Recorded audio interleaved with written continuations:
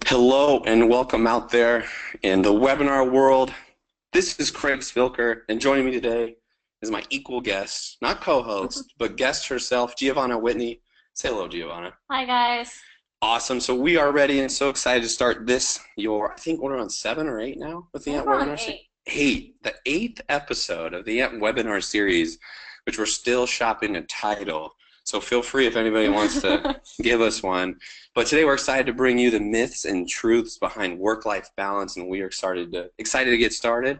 And one thing to note real quick, this is the most people we've had on to Yeah. begin. So I guess what is it? Is it that they're excited to hear about the topic, which is what I guess, or that they are wondering how we'll do this, if we'll crash and burn being I the don't know, guest. but pressure's on. Pressure's on. That's right. So let's get started. So let's set the table for you. We do this every time, and it's always the same. If this is the first time you're listening to the webinar series, here's some kind of ground rules and what it is and what it isn't. We created this to give value in the end. We want to bring on people and have us, because we're in the world too, to give you insight about everything: employee engagement, motivation, what we do all the time, recognition, and like today's topic, work-life balance. And here's the things it's going to be. It's going to be timely. We're not going to take forever. We're doing this today, so 30 minutes. What do you think? I got Hope it. so. Yeah, hopefully 30 minutes. 30 minutes. It's going to be meaningful. All right, we work hard. We want to make sure the ideas and the thoughts we present are meaningful, real insight, and social. So we want to hear from you. Obviously we're out there, webinars, you already get technology. So if you want to interact with us, you can do that. The ways to do that are pretty simple. Okay, you can email us, hello@ampnow.com. We're both kind of watching it since we're usually the ones watching it. And you can tweet at us. We're right now with our phones. That's the great thing about being live, so we can see if you're talking to us. And the reason for that is simple. If you have questions, if there's something you're hearing now live, if you're able to listen to it live, and you want to know more, ask. That's what it's there for. And we love to hear from anybody that is listening. So anyways, there are the rules. And I got to mention, if you're out there on the internets, on the Facebooks and the other things that everybody's doing, use a hashtag. If you don't know it, probably don't matter, but hashtags connect us, and you can find us and connect with other people with the hashtag AMPTMotivates. And again, we'll maybe highlight or retweet or reach out to you specifically if you do that. So without further ado, let's learn more about us. And first and foremost, Giavanna, sitting next to me. I work with you all the time, but tell us a little bit about, for us, you're a social strategist. You're out there wondering and figuring out what are the best ways to engage with our clients in the social sphere. And then obviously you do a lot of work with building relationships with clients. But tell us a little bit more about you. What do you have going on? Let the people know some stuff about you. Right, so I'm going into my junior year at Nebraska Wesleyan studying business administration, so I do that. I'm not sure which one I do on the side. But yeah, I also have my own blog, which you'll see from my Twitter is the Bomb Blog. So I have a real passion for inspiring and motivating people, which I'm able to do through work as well. So that's nice. It is. It's a great blog. I suggest anybody, if you have family members, a lot of health, motivation, wellness. It's a lot of great insight. How did you get into, like, why blogging? It's a time-consuming It endeavor. What is. was intriguing to you to do that? Definitely a lot harder than I thought it was going to be. Just had a lot of health issues that came up, and that was kind of my way of getting it all out there and kind of being okay with everything that was thrown my way. Since I was a little girl, I always had a passion for writing. It was more like poems and research papers, and then all of a sudden it just kind of like turned into a blog. So it's kind of like talking to yourself on paper, which is really nice for me. So It's perfect. yes. It's a perfect way. Well, we like it too, and you obviously contribute to our blog. What has drawn you, kind of tying it to what we do? I know we had a conversation not too long ago about you love the world of engagement. You really enjoy working with our leaders, which you do a great job of. It's unique, someone your age, to like, the notion of motivating employees and making sure the work doesn't suck. So how does that come about? Why are you drawn to it? I think that one, as the dreadful word millennial that I am, I don't think I'm the typical millennial when it comes to mindset, and I don't feel like um, I'm privileged, whereas a lot of millennials do. And so I think just kind of creating that equal balance of everyone else is kind of equal, and like, you did a really good job, so you need to be recognized for it, not getting rewarded for not doing anything great at all. You know what I mean? Yeah. Whereas like I grew up where everyone got a trophy. Mm-hmm. So I think kind of doing it this way, where I actually did something that stood out to someone, is really important to me, because then I'm actually doing something worthwhile, not doing what everyone else is doing and we're all kind of, It gives you energy. Yes, it gives me energy. Which we're going to talk about this later. We got excited about that because that's called foreshadowing in writing, Yes. correct? Yes. Right? No, that's great, and I'm excited. Giavanna was on our previous episode. Got a chance to, if you got to look at that, you should. But Giavanna does a lot of stuff for us on the webinar. In fact, if you tweet at us or message us, you are getting Giavanna more than likely. So it's always great to get to know you a little bit more. So I guess that means I have to talk about Yes, myself. who are you, Craig Who Spilker? am I? I don't know. Like, I just did a podcast yesterday. It was the first one I've ever done. I think it's called Bar Napkin Business. And it's a great podcast. You check it out. A little plug. And in fact, Ali Schwanke, who's the CEO of Simple Strat, she's going to be a guest for us in August. I think awesome. August, September. So I'm excited to have her on. But anyways, it is different to talk about yourself. It is. And they threw that question and go, hey, tell us more about you. And it's like, oh, you have to think about what do you want to hear. So I'm a former coach. I'm a recovering athletic coach. I coached for, almost, 12 years in total. Did that, mostly at the collegiate level, and was thankful enough to get a chance to coach overseas internationally in Germany, which they do like baseball, if you can believe it. And I just have always had a passion for being around athletics. I love that engagement or environment. And I think when I think about why, is because at the end of the day, there's a real scoreboard telling you if you did good or not. And it's sometimes, which we'll talk a little bit about, to find those wins and losses in business, it's so much harder. If you're a salesperson, it'd be easy just to be like, well, how many sales do I get?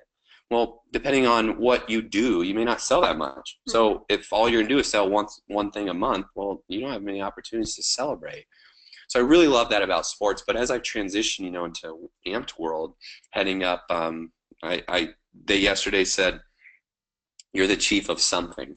So it's not chief of strategy. Colin will probably, our CEO and founder, will probably laugh at that, but I'm something. I don't know. I sell, I work on marketing. I love engaging, but what I really enjoy, which I borrow this from coaching, is I love working with teams of all sizes, all industries, athletic or not. Building core values for a team of 5, a plumbing company. Like, there's value there. You should do it, and connecting them to why. So yeah, I really enjoy that, and then my job here is to kind of do that in a way that hopefully, people will sign up for a webinar. So anyways, so without more talk about us, let's get into what we're talking about today. So the question we've kind of posed out there is, what is work-life balance? And I think to make sense of the conversation today, it helps to set kind of ground rules or just a basis for what we view as work-life balance. And this isn't saying we believe it's this or that it isn't that. We're saying this is our definition, but there are some things we do want to get out the way that we'll talk about throughout, and what it is, what it isn't. It is about managing your time, right? Like, that's where we see a lot. Like, it comes down to, you got to be judicious with your time. It's about finding balance, right? Like, that's a pursuit that matters, and that usually takes, you got to kind of understand yourself. I think you work, a lot with core values. That also could probably extend to your team, your company, So then it's not about, at least in our mind, having fun first. Doesn't mean you shouldn't have fun, but if your endeavor when trying to strike a balance, if you're a leader right now and you're wondering, how do I strike that work-life balance, because it's a word that's popping up a lot. Okay, should I have a pizza party? Maybe, but you should think through why you're doing that. Does it connect to core values? Does it make sense? And Giovanna's going to talk more about that later. Right, so it's not that, but it is about having some fun eventually. Spending money. This isn't about creating initiatives to just turn into cash grabs. Most of the time, you should find ways that have nothing to do with spending money. That isn't to say that you shouldn't maybe do it, but that's not what we're out here to say. And lastly is win-win situations. If we are to propose that to strike a balance between work and life, we're automatically assuming, as the next slide will tell you, that work is an important part of that balance. So you're going to have to do work. Yes. So if you're thinking this means like, I'm just going to do no work and have all love, no, that's You're going to be disappointed. You're going to be disappointed. If you do that for your employees, you're going to be more disappointed. So here's the basic premise, okay? Here's one of the truths, because this was the premise of the entire working episode. The truth for us, it's a concept including proper prioritization, I guess, between work, career and your ambition, personal, otherwise, and lifestyle. Health, pleasure, leisure, family, whatever it is, okay? Whatever that means to you, that's about knowing yourself. That's kind of the balanced definition to us. So what are we going to talk about today, right? We know now a little bit about the way AMPT and Craig and Giavanna see it, but what about what are we going to talk about today? So number one, the struggle. What does work and life balance look like, when you're in a startup or a company? It doesn't have to be tech. Any company early on, how do you establish that? Because it's really easy early on to tip that balance on the side of working all the time, right? Yeah. Second, living the culture. Giavanna is going to take us through ways you can reach work-life balance and live your company's culture, which is, I love this. I'm fascinated by this. I'm excited. Third is the unlimited vacation myth. And it's topical in our world because a lot of startups adopt this as like a benefit to be cool.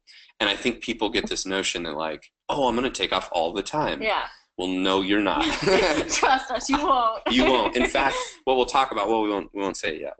And then stories from the inside. I think if you follow the webinar series at all, if you got a chance to listen to any of them, and you should, all of them, yeah. What you'll find is that most of the stuff we get isn't, Giavanna and I just searching the internet. It comes from real live stories of people we work with, leaders exactly like you, in the same fields you're in. So there's a lot of insight you can gain just from what they do. So let's get into the topic number one. All right, and this is mine.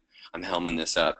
The struggle is real, and it is. If you're a part of an early stage company, which, AMPT is still essentially early-ish. We've been around now for almost 4 years, so longer than some, right? It's tough, okay? And the working myth that I always hear when I work with a lot of people is they say things like, I don't have anything but work, or my life is work and work is life. And people wear that like a badge of honor, right? But the truth is that's a cyclical notion that it's an end to itself. That if you're saying that your life is work, then you need to stop right there. Yeah. Because you will not have time for anything else, right? Right. So I think one of the important things here is to immediately establish how we can combat that, because that is a prevailing thought a lot of times. People take pride in that. And this isn't to say, and I'm going to let you talk on this a little bit, which is it's not like that it's not cool to work hard, right? Like you mentioned that in the get-go, millennials, there's a everybody wants a trophy. So then it means nobody wants to work. That's actually not true, right? Amongst a lot of millennials, you yourself, how many things do you have going on? Too many. Too many. Too many. Right? So would you agree this is a badge of honor that a lot of people wear? Yes, I would agree with that. And so I think what we're saying is that that's great. We're not saying you shouldn't work hard, but what you should be aware of is that you're going to end up probably not happy as opposed to happy. Okay. So here's some things, Mythbusters, right? Millennials like to have their work as life. That's something they're going to like. You have to create administrative policies, approaches, events, whatever, that help them not do that. Just make it so that it can be balanced. There is ways to do that, right? Yes. And we can talk about ways. We'll get into that. I would love to sit here, number two, and say that, you know what, guys, here's the one golden key. You're done. This is it. You only need 30 seconds. Yeah, 5-minute webinar. This is the key. But there's no one size fits all. There's just not. And the fact is that majority of people out there know this. I think it's about coming to terms, and then the flip is understanding then going forward that if it's not one size fits all, well, what is it? Okay, and we'll get into that. And you have to schedule fun. See number one, okay, if millennials or anybody who would take that up as kind of their badge of honor, working all the time, you have to schedule fun. You have to put them in a place so that they stop working. Right. And you have to establish norms and customs, which we'll talk about too, that make it okay, that make it, if you're going to work here, you're going to do that. We'll not get punished for having fun. Right? What is one of our core values that's directly related to this, right?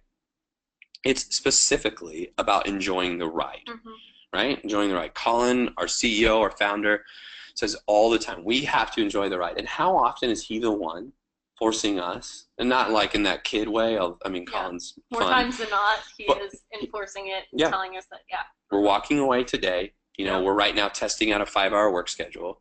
And it's not about scheduling fun. It's about establishing, you know, work norms and times that are just the way people work, right? Mhm. And we'll talk about some of that too. So let's talk about some stats, because I think there's important numbers here. And these, you know, can be, I think already people can know these. I don't think they're that hidden. This comes from Gallup. First one, 75% of people are not engaged at work. Now, that's not actively disengaged, that's just not engaged. Actively disengaged, you know, they're the ones that you need to be very aware of. They're right now probably causing harm to your company, bottom line, your clients, your customers, your patients. And there are key ways to figure those out, and if you need help, email me at the end of this, we can work together. But for us today, this is about just not being engaged, all right? And that's a lot of people. That's 3 out of every 4 employees that right now, they don't care about their jobs. They're not going to leave necessarily, not all of them. But they're just here. They're showing up. You'll see the third step. Second, 80% of those people, they're considering leaving a job, meaning it's on their radar. If something comes along, they'll pay attention to it. Because if you're not actively engaged, right, then you're probably thinking about something else. And that's important. And here's the stat I really want people to focus on. It was a 2017 USA Today survey. The question was asked, what's the number one in priority for employees at work? And the number one priority by 22% was being present, just showing up, being in a mindset where you're focused on the job you're supposed to do because you want to. That to me is, that blows me away. Like, how many of you right now show up at your job and the moment you get to your computer, your desk, you're like, awesome, time to go, right? I mean, maybe you might be tired or whatever else, but you know, like, it's time to go. Oh, yeah. And can you imagine having to be like, okay, and I've been there. I mean, I've been there where you go to your desk and you're like, oh, now I have to work. How can I be present? Mhm. That's tough. So why we set the stage with these stats is we want to talk directly to those people, and we'll get into that. Scarcity effect. Okay? Great segue. It's like I almost made these slides. Okay? So here's what we talk about. I love the scarcity effect. There's a book out there. We won't get into that. But simply put, humans place a higher value on an object that is scarce and a lower value on those that are abundant. Okay? And so for this, let's think through the lens in the context of employees that you work with on a daily basis. So whether you manage 1 million, that's a big company, talk to me, or 5, or 200 in between, or whatever it is, or just yourself, put your employees in one of these 2 categories. Are they happy or are they unhappy? Simple. All right? Now, the scarcity effect says that where our time and energy and resources are going to go is toward the things that are scarce. And as we see by the last statistic in the last slide, 3 out of 4 of our employees at work right now are unhappy. Mm-hmm. And if you look across the landscape of employee engagement activities, they're all efforts to make happy employees happier. However, if you look at the marketing material, they directly market to the ones who are unhappy. Make your unhappy employees happy. Well, if we look at AMPT, for instance, let's be honest, AMPT is about recognizing employees in their moments of greatness. And if we look at who's willing to recognize, that's a place where you're happy. You're in a good place where you're willing to say, hey, you know what, Giavanna? Thank you for helping me today. That's a mindset. They're present, right? Mm-hmm. So, and we believe this actually. It's a rising tide to lift all boats scenario in AMPT. We have ways to attract the unhappy employees. We actively make sure that unhappy employees are active on AMPT. We have things specifically to it. So that's a shameless plug too. So what does this look like, right? Okay, this money we're spending, this time we're spending, right? This is a lot of resources spent on happy employees when 3 out of 4 of your employees are not happy, okay? So here's what I want to stress here. The result, the what if, it isn't now to shift that. It isn't to say, let's take all those resources and apply them all to all the unhappy employees. It's just to say, let's take the notion that this can be equal activities. Engaging, disengaged employees and happy employees can be done the same way. You have to be smart about it, and we're going to talk about that. But that's the proposition we come through when we say scarcity, that your resources right now are being spent and not exactly wasted, but on a happy employee. So here's 3 simple rules to make this happen, all right? 1, make it simple. Easy yet profound. What does that mean? If you can't understand it and it doesn't have an effect, get rid of it. It's not an employee practice that's smart. Okay? Think of, restricted time off and the money to enjoy it. What I mean is, if you're saying that, our employee unlimited time schedule or whatever your vacation policy is, okay, we're going to say, we're going to give you time off and the money to enjoy it. So it's an easy and simple, way to do it, but it's yet profound, right? I'm going to make sure you take time off and have the ability to do it. $5,000 for a trip after 5 years, whatever it is, okay? Make it equal. The last slide. Take in consideration the types of employees you have. If you're going to make things equal, it doesn't mean one to rule all, right? One size does not fit all. You have to pay attention the way people want to strike a balance. And there's a way to do that. Lastly, make it fun. Fun. Please go ahead. Yes, sorry. Susie from Grand Island. Thank you, Susie, for emailing me a question. Susie. She is curious on what you can do instead of, like it says there, not pizza party fun. So what do you do instead of that? Like, how are you making work events fun? Awesome. Okay, so Susie, it's like, I will say this. You're going to talk about it, so I don't want to steal your thunder. But you are going to have to structure policies that make sense all the way down to your core values, to your executive team, your leadership team. So in this case, when you're thinking about the outward employees, how do I establish things, fun events that employees will like? No, you're thinking wrong. Go backwards. Who are we? What are our core values? What do we stand for? You already have a blueprint to how to create fun activities, right? And I don't want to steal your thunder, but am I right in that? Because that's kind of, I think that's important. Now, Susie, for you, I didn't know I was making it for you, but I did. I have, how much do you have? So I have 26 ways to PDF, okay, that is available to anybody who's attended, so you'll have that. We follow up in an email after this as well, so you don't have to do anything. 26 ways to have fun at work, that people actually like. Not, pizza parties are great, and I'm a pizza party guy, but yeah. So let's get into the number 2 one. This is yours, living the culture. This is a big one. Yes. So G, take us through. So living and breathing your culture, and I mean like company culture, so culture, dedication, work, and life. Okay, so what in the world does that mean? I personally believe that it's not going to be successful unless your personal morale and your personal beliefs tie into what you view is right for your company culture. If you build this company culture that doesn't match your personal morale and your personal beliefs, then it's probably going to crumble. You can't really have the best of both. They need to blend together, and that will also need to blend in, which I'll talk about on the next slide, with your core values. But when it comes to hiring people that fit, you need to make sure that people that you're hiring also view your company culture as a priority and they have the same beliefs that you do. Otherwise, it's not going to be a great match. You might have people in your company that that don't really view all of your beliefs as a top priority, and so they might slack or they might not take time off like we've been talking about or something like that. So when you're hiring, I think it's best to do that personal question, like what do you do this weekend, try and figure out some of their hobbies. Or I know, Craig, when we were talking before the webinar, you had some great questions and like a study that you read or something. Oh, yeah. So one of the things, because that question, that question that you gave is valuable. Like, what are you doing this weekend, or what did you do this weekend?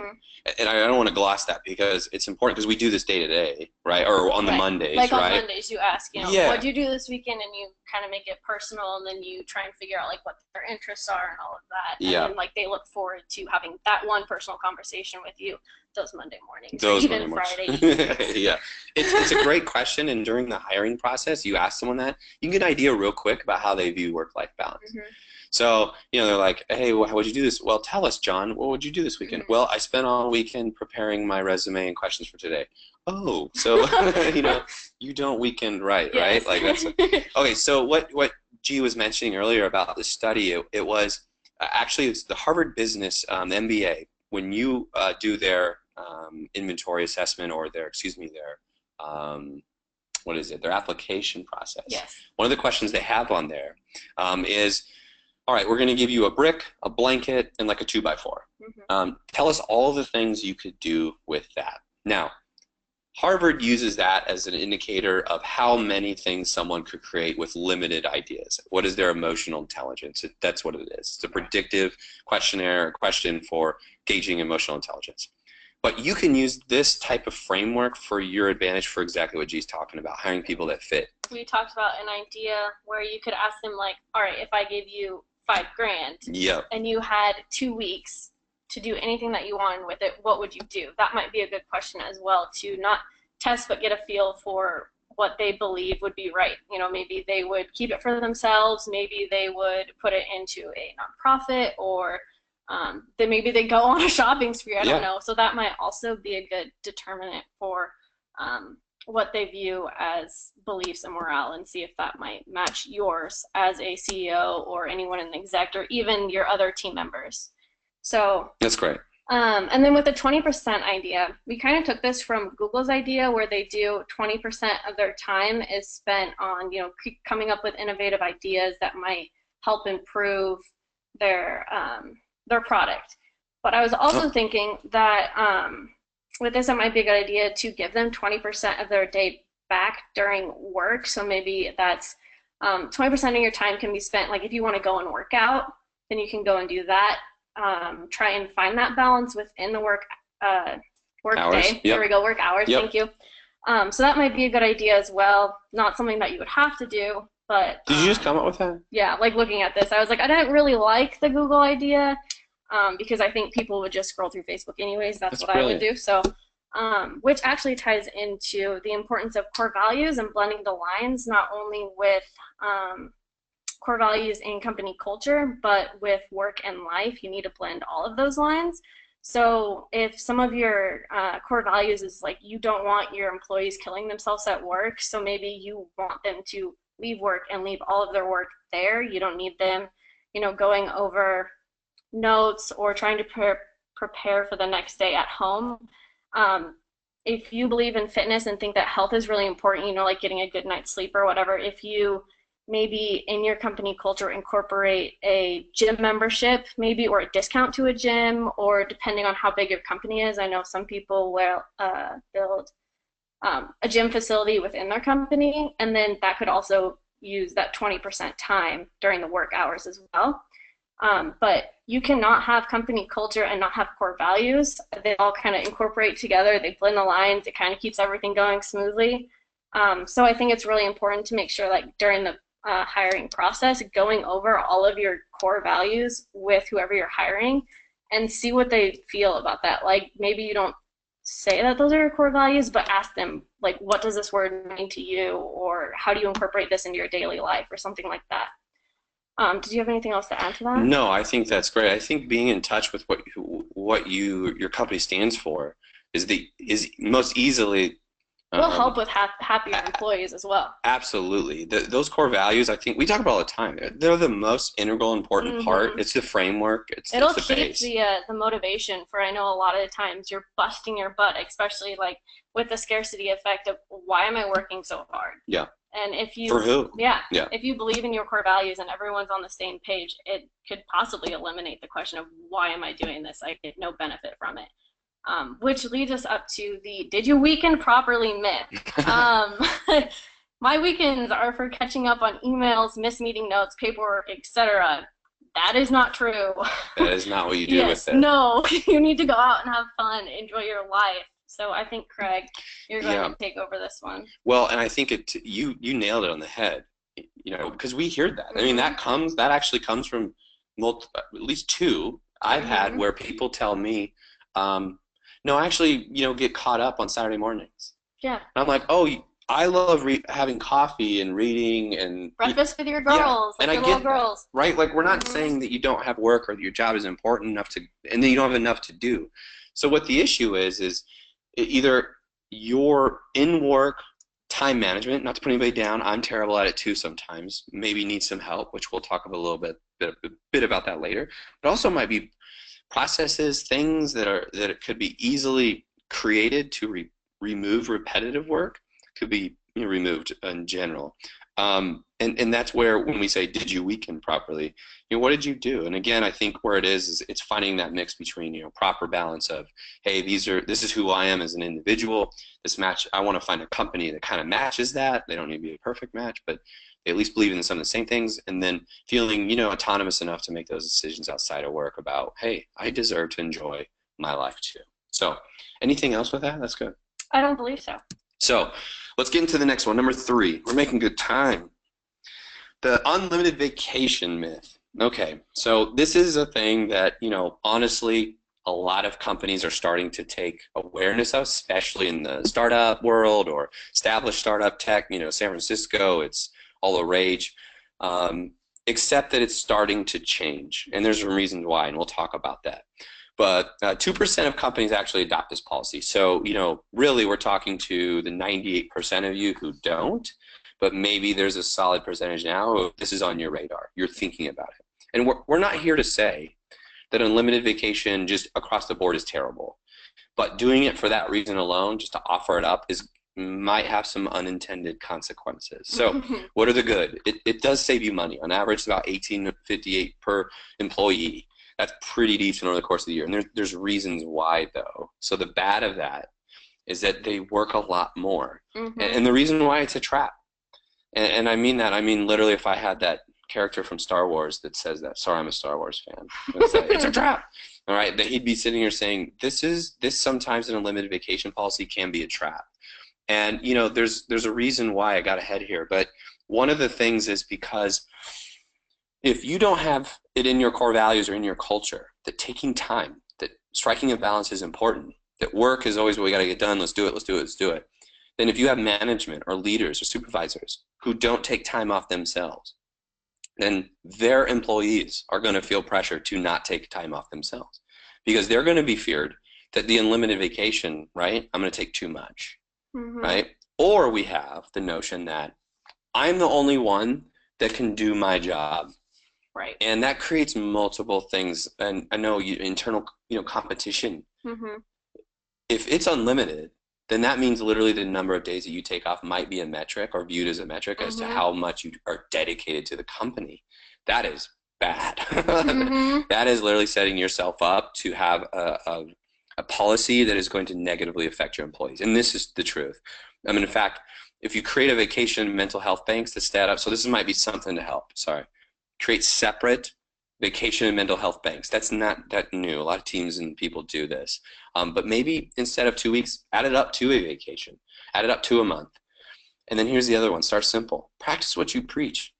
If you are a leader that has a problem, and my grandfather, I mean, he loved to talk about how he hadn't had a day off in like 2 years. I was like, Grandpa, oh my goodness, you can get up, you should go home every once in a while. And you might have been sick every once in a while, but he literally didn't miss a day. But you might need to take time for yourself. Practice what you preach. An example, kickstart. Go ahead. Janet emailed in from Omaha. Thank you, Janet. She is curious on if you think that creating the separate vacation and mental health banks will eliminate the internal competition within departments, and how do you think is the most effective way to eliminate the idea that no one can do your job as good as you if you have that unlimited vacation policy? Boy, that's a good question. It's Janet, right? Yes. Janet, there's some follow-up here, so if you need anything question, if I don't answer this sufficiently, then please follow up. We can connect. But what I'll say is to your first point about, what was it? Will this eliminate internal competition? That's the first one. It can if you have not to get ahead, but here's HubSpot's way to do this. So what I would say is, let me show you an example. HubSpot has a mandatory minimum of days off that each employee has to take. So they might have as their policy up to a month off. I don't know specifically. But their minimum amount is 3 weeks or 2 weeks, right? So if we're saying minimally, that number, that internal component number, is going to all be the same for everybody, then we're going to immediately create, yes, it's a little bit social in that nature that it's a little like, socialism, that yes, you're going to have a minimum number that we all do, but we've already established that taking time outside of work is good for your mental health, okay? But here they go so far as to do this. They give you $1,000 in bonuses for those that qualify, and they don't set the bar too high, who choose to actually go somewhere. A lot of people do staycations. I'm one for that. But every once in a while, you should get out. You should go. And that's a part of their core values, by the way, That is awesome. being like a practitioner of the world. So they want people to see the world. And they don't just stop there. They say, hey, we're going to give you the means to do it. That's tough. We all know that that is tough. And we know you may not be in a position with resources to do that, but that's a great idea. So, Janet, that's what I'd say to answer that. The second part, it's a little bit more in depth, and I wouldn't want to touch on it if I don't think I get an answer for it. But like I said, if you want to follow up. Yeah, we can definitely follow up with an email. I'd like to say, just to chime in, when we say vacation, we mean like for us, we work for a startup company, a technology startup company. So like we can work anywhere that we have Wi-Fi. Yeah. So it doesn't mean go to the beach and bring your laptop. That's it means great like point. go to the beach and be with your family. Yeah. So I think trying to establish as a boss or a manager or whatever your role is that take a vacation and actually vacay. Don't vacate. Yeah. Get out. Don't bring your computer and do work on the side unless it's absolutely like mandatory that you have like a deadline that you need to make. But preferably you would meet that before you left. That's great. That's a perfect. So to get through this one too, and Janet, like I said, follow up. So I don't want to gloss over that. But when people want to work, vacation becomes a secondary benefit. Really, the fact is that if you create a work environment that has, it almost feels like a day off, but you're still getting work done. Boy, that vacation actually isn't the benefit that people think it is. But if you go so far as what HubSpot does, then it becomes an added. It becomes a first level benefit that will earn you people, right? And the people you want.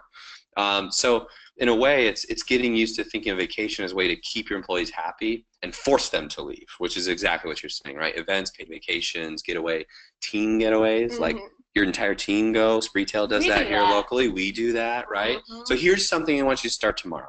This isn't our homework. We'll give you that later. But if you're with us, if you stayed with us, this is a simple idea you could do tomorrow. Okay, first, run reports on 2 departmental employees who haven't taken a day off in at least the last year. Okay, find out who those people are. Minimum, find 2, hopefully. Okay, and if they meet or exceed performance standards, pay for a trip for them and their families. Now, you might be thinking, oh, well, everybody will want that. Okay, then look at internally creating this as an automatic reason why, or an administrative policy. And again, you don't maybe have to pay for a trip. Just go to them and say, I'm giving you a day off. You are to go, and I want you to leave. And don't say it's because, gosh, you don't leave. What's your deal? Say, we appreciate your dedication. We see the value in that. However, that's not what's expected to work here, right? So. Yay, this is it's all exciting, but like this one's a little bit more exciting than others. So we asked a few leaders for their experiences. Our questions that we asked were ways you personally struck a balance between work and life, and what are the processes, initiatives, strategies you've used to help your team strike a balance between life and work. So we talked to 3 different leaders. Our first one is Ramon Adams. I will let you give a briefing on who he is. Ramon. So Ramon is CEO of Locker. He's also an advisor, consultant. He is himself a UI UX technology marketer. He's helped us with redesigning our platform, which looks amazing. So excited to get that out. Again, a shameless plug. But he's really busy. He got lots of stuff going on, right? Right. So he is really big in sports. He was a professional former player. NFL player, coach for a long time. Yeah, now he coaches track for some elite team. Yep. So for him, recovery is the most important and efficient way that he was able to strike a balance between work and life. He said with his background in sports, he values the recovery phase. He said that you can be head over heels in love with your startup or any job that you have, but you can get burned out constantly working on it without any mental or emotional reset. And so for him, it was really important to use that recovery time and realize that, like, okay, I actually need to take a break. Don't constantly work. Don't burn yourself out, any of that, because then you might actually find that you fall out of love with what you're doing. And then the other part was he uses a collection of calendars, and he doesn't use filters in one specific calendar. He literally uses separate calendars per every category, where it says like categories, that's like categories of separate calendars. So he has a calendar for family, friends, finance, health, etc. He said this was really easy for him to identify what was important for him and where he was overworking in a particular category versus where he wasn't maybe working enough. Which great. I thought was that's fabulous for someone that I didn't even think of that. No, that's that's really smart. So he also said that strict time management, he found that he had a lot of trouble turning off certain things. So maybe he was working too much time. So he would literally allot X amount of time for family, friends, what have you. And then once he reached that time limit, he'd cut it off and then he'd go to the next thing. And so that's like, that is super strict time management. But like it worked for him, and he found that like that was super successful for him. He said that he didn't do that his first go around, and if he was going to change anything, that this is what he would have done. And so I think that he's doing that now. At least it sounds like he is. So yeah, that's great. That's great. Liz Hall. So Liz reached out. She's actually been a guest. Yes, she was two months ago. Back in, was that May? My goodness. Liz Hall is the executive training director or training development director for CNA Industries, who just got named one of the best places to work in the country, top 25, and then they've 7 out of 9 years they've won the best place to work in Omaha. So they really get this, and it's her job, literally, to help her team strike a balance. She's a training and development director, so she's great at it too. You have to train and develop how to do this, and her ideas are awesome. And I'm going to gloss over some of them, but you know, with the AMPT webinar series, you get the PDF version of these too, so you don't have to memorize everything. Look for opportunities for her team to leave early and take an extended lunch. I love that. Just little things. And that she's feeling that out, by the way. She doesn't, there's no set, rigid structure for that, right? Down here, I love this. It's what we mentioned earlier. Give PTO as a reward for a job well done where they can go home and spend some me time. So again, she's using paid time off, probably for people who don't always have a good grasp of when to do it or why. I love that. And then flexible work schedules when possible. There's some other stuff with here. Cross-training, you know, that is an amazing idea. Taking people across different, you know, efficiencies. And I think that's really important when you talk about just people getting to know other people. And it allows people to take a mental break. Oh yeah. I'm learning something that doesn't matter to my job today, but it might make me a better employee. Right. So we have David Berg. Okay, David is CEO and founder of Arrowhead Health Centers and Redirect Health out in Arizona, and he's been a great advisor to us. In fact, we're going to get into his. He's our last of the three. Pretty cool cat. He's an interesting dude, and has established some amazing cultural norms. That if you ever want to ask a guy to take him through how he structured his culture, that's the guy. It's amazing. Yeah. So I'm not going to read this verbatim, although I wanted to place it here so you could. But he, you know, rejects the starting premise that the problem that needs to be solved is work-life balance itself. Instead, he thinks that the balance that matters is the important versus urgent balance, or energizing activity versus draining activity balance.